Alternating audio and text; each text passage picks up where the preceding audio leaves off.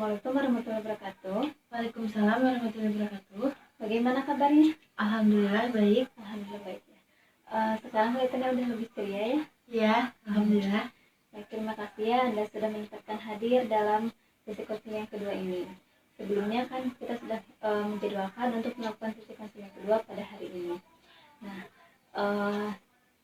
di sini sedikit saya menjelaskan apa itu sesi konseling kedua. Nah, sesi konseling kedua ini juga sama gitu ya, adalah upaya bantuan dari seorang konselor kepada konseling, yang dimana konselornya itu saya dan konselornya itu Anda. Dalam sesi konseling kedua ini ada beberapa asas, ada asas kerahasiaan, ada asas kesukarelaan, dan asas keterbukaan. Nah, sebelumnya saya izin bertanya kepada Anda, siapa saja yang boleh mengetahui permasalahan Anda pada sesi ini? Kita aja. Nanti cuma kita berdua ya.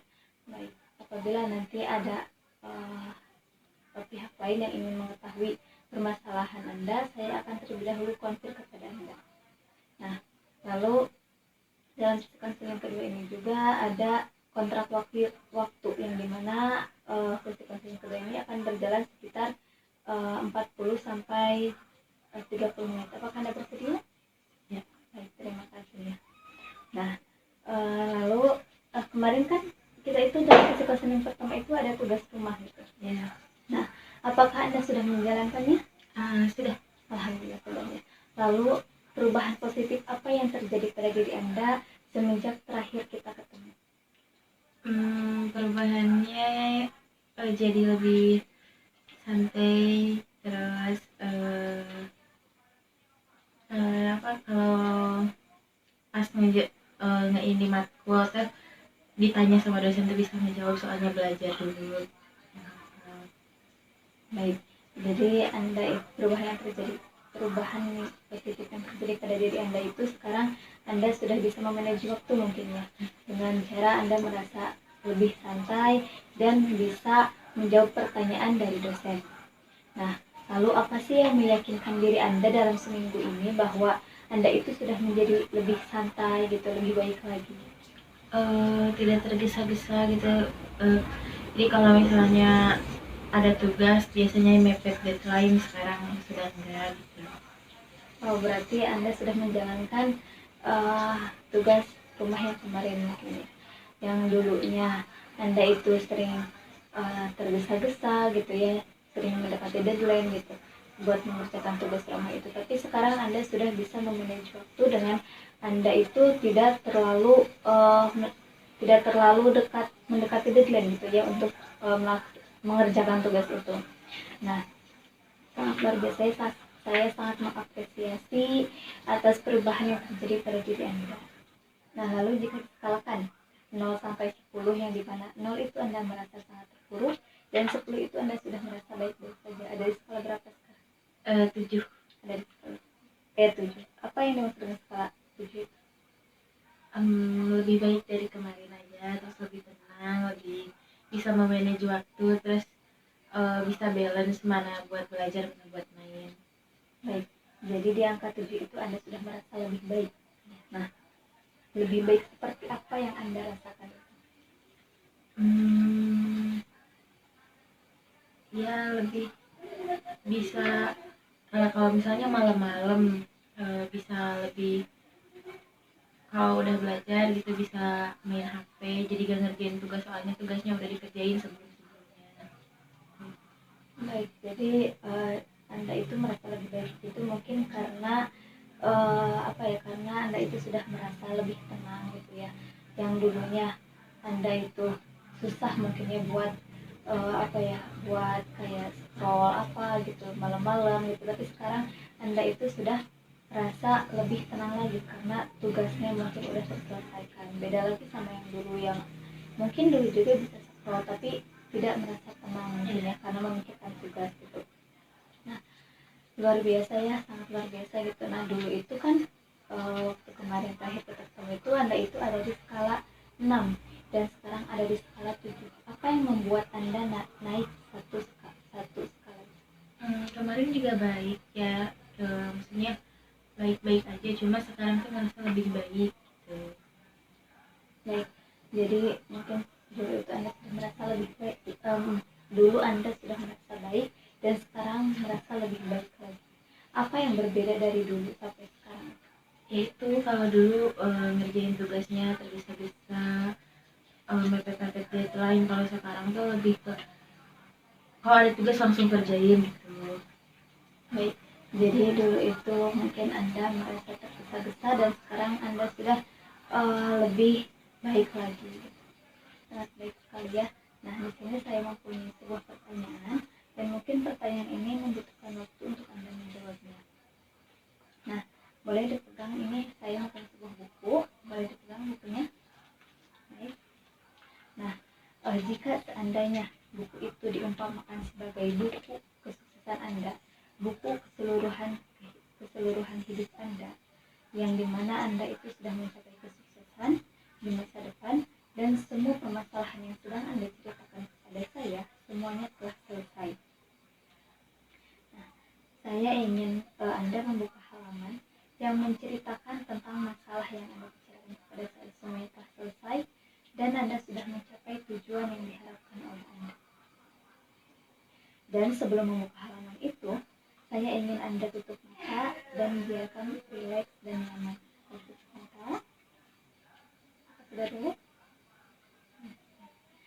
Sekarang silahkan Anda buka halaman dari buku itu yang jadi pada kesuksesan Anda. Silahkan buka bukunya. Baik, sekarang saya ingin Anda membuka mata dan fokus pada halaman buku yang Anda buka. Nah, lalu apa yang Anda lihat pada halaman buku itu? Di mana saya di situ sudah menjadi orang sukses dan sudah mencapai apa yang saya mau, sudah tidak ada yang dikejar, bukan nggak dikejar, tapi yang dikejar sudah tercapai semua. Baik, jadi di sana itu Anda melihat bahwa Anda itu sudah mencapai kesuksesan. Nah, persisnya seperti apa kesuksesan itu? Sudah mempunyai pekerjaan, gaji mencukupi, apa yang diinginkan tercapai, bisa membeli apa-apa dengan uang sendiri, jalan-jalan.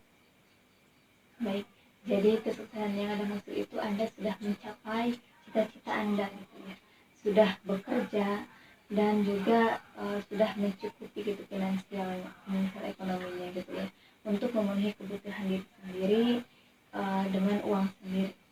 Nah, baik sekali ya. Lalu apa yang Anda rasakan pada saat itu? Happy. Bagaimana, apa yang dimaksud dengan happy itu? Happy aja gitu, bisa beli sesuatu apapun tidak tanpa memikirkan harganya mahal, harga atau pokoknya kalau aku mau aku beli. Baik, jadi Anda itu merasa happy karena Anda bisa memenuhi keinginan diri sendiri gitu ya, Ya, tanpa melihat harga ataupun ya, sama senang bisa membantu orang lain karena kan saya di kesehatan, jadi bisa memberikan obat gitu ke orang lain.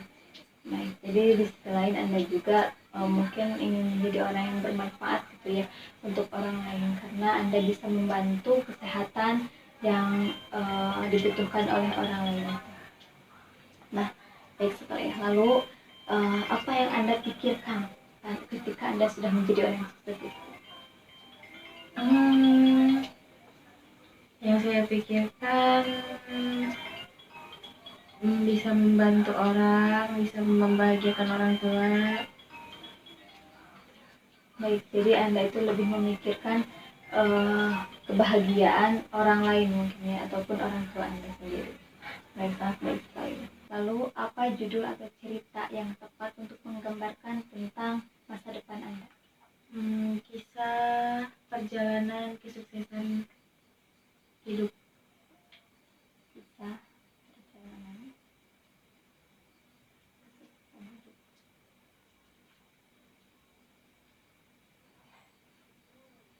Sangat baik sekali ya, judulnya itu kisah perjalanan kesuksesan hidup. Sangat menarik ya. Nah lalu apa yang berbeda cerita ini dari cerita-cerita lainnya? Cerita ini aku sudah berada di titik kesuksesan, sudah bisa membahagiakan orang tua, sudah bisa membantu orang lain, bahkan sudah bisa menciptakan brand sendiri. Baik, jadi dalam yang membedakan cerita ini dari cerita-cerita lain itu Anda sudah bisa membahagiakan diri sendiri, membahagiakan orang tua, orang lain, bahkan Anda sudah bisa sudah bisa menciptakan brand sendiri gitu ya. Nah, sangat baik sekali. Nah, lalu siapakah orang yang menyadari pertama kali bahwa Anda itu sudah menjadi orang sukses? Mungkin orang tua ya. Orang tua. Lalu apa yang orang tua sadari dari diri Anda? Ya mungkin biasanya suka minta ini enggak tapi ngasih gitu. Salah satunya itu. Baik, jadi yang orang tua Anda sadari mungkin yang dulunya itu Anda sering minta uang gitu ataupun minta sesuatu, tapi sekarang itu Anda sudah bisa memberikan gitu ya, bahkan bukan minta lagi tapi Anda bisa memberikan hal-hal yang emang dibutuhkan oleh orang tua Anda. Nah lalu kira-kira apa yang orang tua katakan pada Anda? Ya mereka sangat bangga dan mengucapkan terima kasih gitu, sudah mau berjuang sekeras ini sampai bisa mencapai cita-citanya. Baik, jadi yang orang tua Anda katakan itu bahwa terima kasih dan selamat bahwa Anda sudah bisa bertahan sampai menjadi orang yang sukses gitu ya, kurang lebih seperti itu. Nah lalu setelah mendengar itu apa yang Anda rasakan? Bahagia, terharu. Bahagia dan terharu. Bahagia terharu seperti apa yang Anda sedikit? Ya bahagia karena sudah bisa mencapai dan berada di titik kesuksesan. Terus ya terharunya kalau mengingat perjalanannya bagaimana gitu. Baik, jadi Anda itu bahagia, merasa bahagia karena melihat kondisi Anda yang sekarang sudah menjadi orang sukses, dan Anda juga terharu karena melihat ke belakang mungkin ya perjalanan Anda untuk mencapai kesuksesan ini. Nah, lalu apa respon Anda ketika orang tua berkata seperti itu? Bahagia, nangis gitu, cuma nangis karena terharu bahagia gitu. Jadi Anda itu cuma merespon dengan tangisan gitu ya. Apakah ada yang dikatakan oleh Anda kepada orang tua Anda? Nggak ada. Apa itu? Terima kasih sudah mau berjuang untuk biaya kuliah yang tidak murah gitu, rela mengorbankan waktu tidurnya segala macamnya buat anaknya kuliah. Baik, jadi Anda itu mungkin berterima kasih, terima kasih karena sudah bisa membiayai Anda dan bisa mencapai kesuksesan yang Anda cita-citakan itu. Baik sekali ya. Nah sekarang katakan saja semua yang Anda katakan tadi semuanya telah tercapai. Nah lalu pada saat perasaan rasa bahagia dan terharu itu datang atau muncul, ada pada bagian tubuh mana yang paling Anda rasakan kuat? Jadi Baik. Sekarang saya ingin Anda tutup matanya dan fokus pada sensasi bahagia dan terharu itu yang dirasakan pada bagian tubuh sambil menyimpan tangan di sana. Nah, perasaan itu besar atau kecil? besar. Berbentuk atau tidak berbentuk? Enggak. Berwarna atau tidak berwarna? Tidak. Nah sekarang saya ingin Anda bayangkan Anda masuk ke dalam sebuah yang besar itu dan membawa pikiran dan perasaan Anda ke memori pertama kali munculnya perasaan rasa bahagia dan terharu itu muncul, entah itu pada masa SMA ataupun SMP. beritahu saya jika perasaan itu sudah muncul. SMA SMA. Kalau boleh tahu kelas berapa? 12 mungkin ya. Kelas berapa? Apa yang terjadi di sana? Bisa mengekspresikan diri. Bisa mengekspresikan diri. Maksudnya seperti apa bisa mengekspresikan diri? Kayak bisa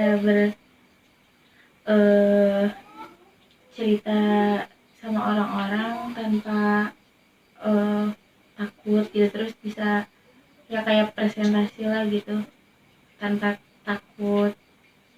Baik, jadi di kelas 12 itu Anda merasa tenang dan merasa terharu itu karena Anda itu mampu gitu ya, mampu bisa melakukan kayak presentasi di depan umum atau di depan kelas, dan mungkin juga Anda bisa lebih cerita ke teman tanpa ada batasan gitu, ataupun rasa takut hal-hal yang hal-hal yang sesuatu itu terjadi.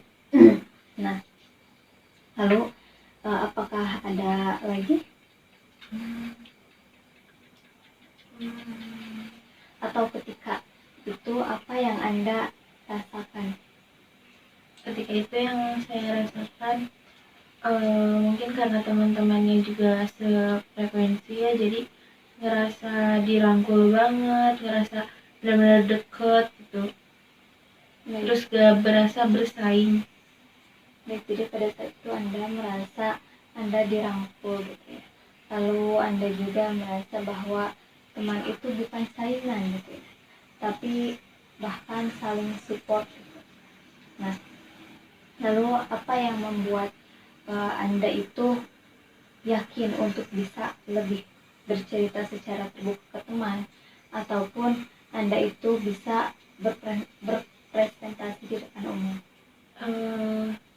Karena ya teman-temannya juga suka cerita, jadi kitanya juga suka cerita, bertukar cerita semuanya. Terus emang ya karena kita deket banget, terus sering banget bareng, jadi kita udah tahu satu sama lain. Baik, jadi yang membuat Anda yakin Anda bisa lebih bercerita itu karena mungkin melihat teman-teman Anda juga merasakan hal yang sama gitu, bisa cerita terbuka kepada Anda gitu ya, secara terbuka, sehingga Anda juga terdorong gitu untuk bisa lebih bercerita dan terbuka kepada teman Anda. Sangat baik sekali ya.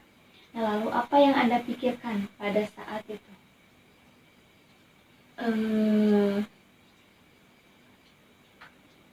Yang saya pikirkan ya, mereka teman baik kali ya. Baik, jadi yang Anda pikirkan itu bahwa mereka itu teman baik, dan mungkin Anda pikiran takut akan kehilangan mereka gitu ya, takut pertemanan Anda itu sampai di sini saja gitu ya. Nah, lalu sekarang saya ingin Anda turun kembali ke pengalaman yang dimana Anda itu merasa bahagia dan merasa terharu, entah itu pada saat SD ataupun pada saat masa kecil. Beritahu saya jika perasaan itu muncul. SD. Kalau boleh tahu kelas berapa? Kelas 1. Kelas 1. Apa yang terjadi di sana?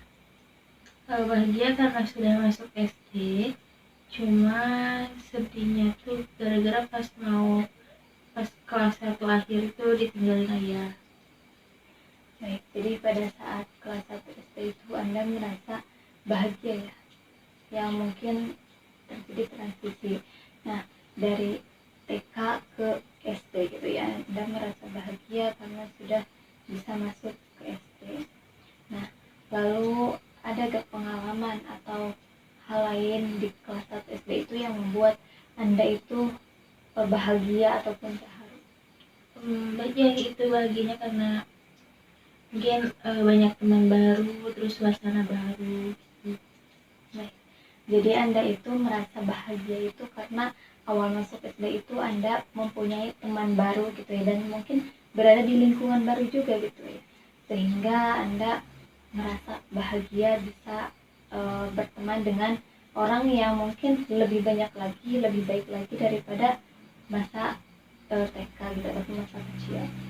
Nah, lalu apa yang Anda pikirkan pada saat itu? Ya, awal dari semuanya kayaknya cuma yang dipikirkan tuh kayak ya belajar gitu. Baik, jadi yang Anda pikirkan pada saat itu mungkin lebih ke fokus belajar gitu ya. Apalagi kan baru kelas 1 gitu ya. Itu kayak lagi semangatnya buat apa ya, belajar mata pelajaran yang baru, yang awalnya kan kalau dari TK itu kayak cuma hitung-hitungan berapa gitu ataupun cuma mengenal hal-hal yang kayak gambar ataupun apa. Nah, di kelas 1 itu Anda harus bisa lebih apa ya, lebih baik lagi gitu ya, lebih banyak belajarnya sehingga Anda itu lebih fokus belajar. Nah, apakah ada pengalaman lain? Dan baik, sekarang boleh buka matanya dan tarik nafas, kemudian enjoy, relax. Baik, jika diskalakan dari 0 sampai 10, yang dimana 0 itu Anda merasa baik-baik saja dan 10 itu Anda merasa tidak baik-baik saja, ada di skala berapa sekarang?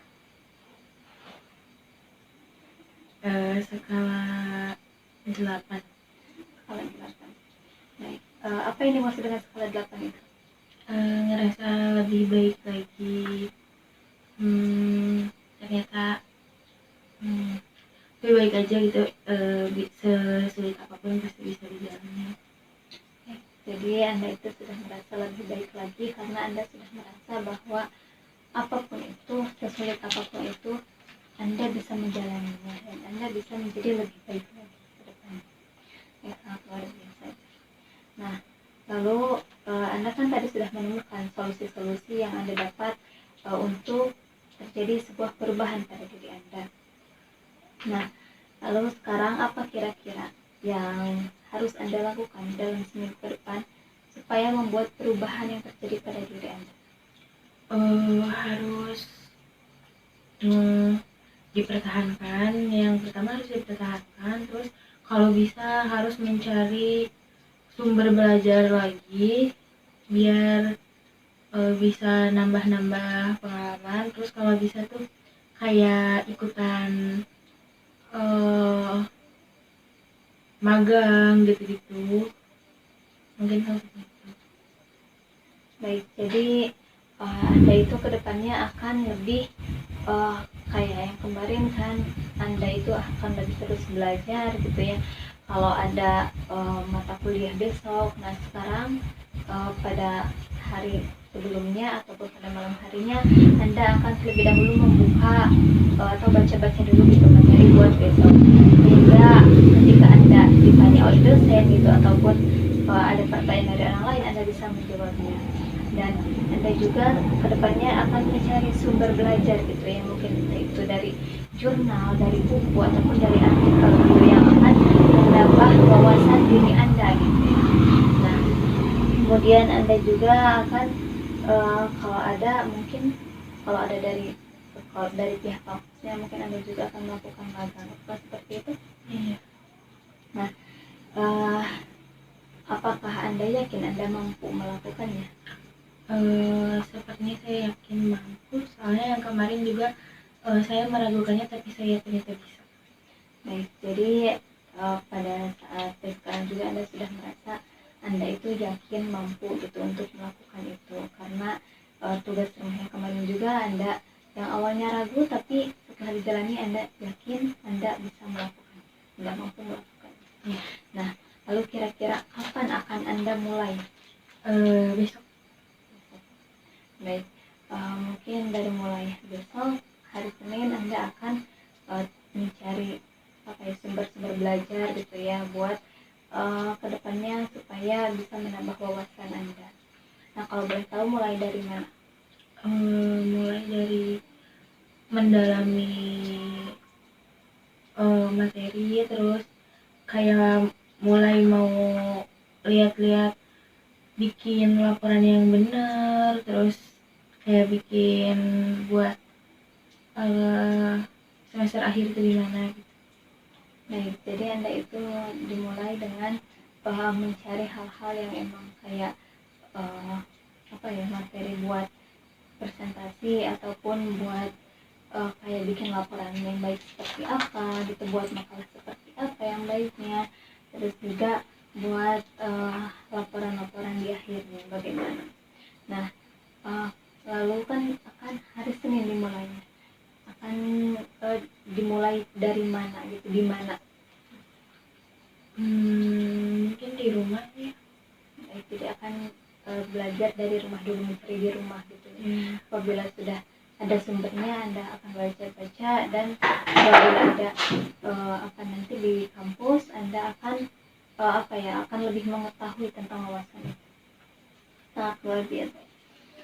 Lalu sekarang di sini saya mempunyai di sini saya ingin Anda menuliskan pesan-pesan setelah mengikuti sesi konseling kali ini. Sebelumnya, apakah ada yang ingin ditanyakan terlebih dahulu? Dan baik, sekarang boleh pesan-pesan yang sudah punya.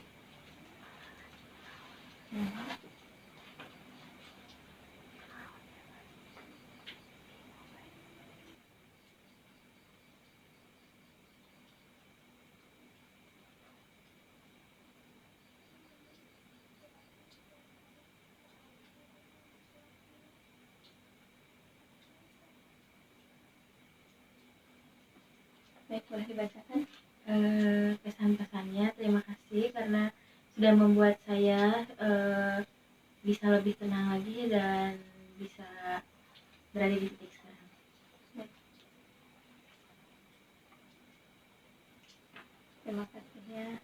Nah, di sini juga saya mempunyai pesan-pesan untuk Anda, yang dimana tadi itu Anda sudah sudah menemukan keberhasilan Anda di masa lalu, yang dimana yang tadi itu Anda pada saat SMA Anda sudah bisa lebih mengekspresikan diri Anda sehingga membuat diri Anda itu lebih bahagia lagi dengan cara Anda bisa lebih bercerita secara terbuka kepada teman Anda, dan juga bisa menjawab kayak pertanyaan-pertanyaan dari dosen itu.